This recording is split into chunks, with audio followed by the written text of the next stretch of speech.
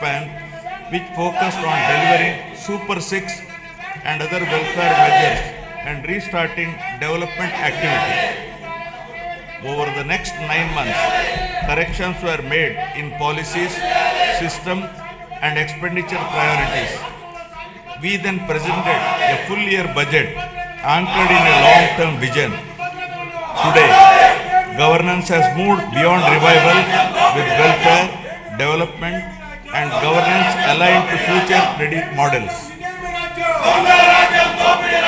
Upon assuming office, my government placed transparency at the forefront by releasing 7 white papers that objectively documented and thereby made common citizen understand the misgovernance in public finances, derailment of the Polavaram project, destruction of the power sector, misappropriation of natural resources, criminal excise policies, deterioration in law and order, and the misguided 3 capital proposal with an aim of destroying futuristic Amaravati that stalled the state's overall progress.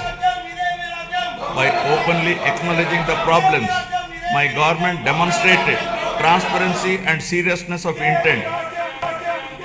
Rather than treating them as standalone reports, government viewed these papers as a starting point for course corrections. Present phase of governance is extremely critical and cannot be considered business as usual. It calls for a clear roadmap and a shared resolve for transformative governance. Accordingly, the government has unveiled the Swarnandhra Vision 2047, placing families and communities at the heart of development.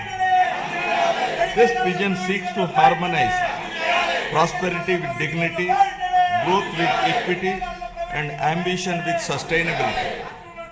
It is in this transformative journey, the state draws inspiration from the timeless wisdom of our civilizational heritage, reflected in the Pavamana mantra from the Brihadaranyaka Upanishad. Asatoma Sadgamaya, Asatoma Sadgamaya, Tamosoma Jyotirgamaya, Mrityorma Amritagamaya. Building on this spirit of course correction, my government has articulated the Padi Sutralu as guiding principles for governance, designed to balance welfare with development and to create a virtuous circle where economic growth through sustained investments generates wealth that strengthens social well-being and social empowerment fuels sustained progress. These principles serve as a moral and administrative compass, placing people at the center of policy while ensuring fiscal prudence, institutional integrity, and long-term sustainability. To translate vision into action, a dedicated mission framework has been initiated, operating with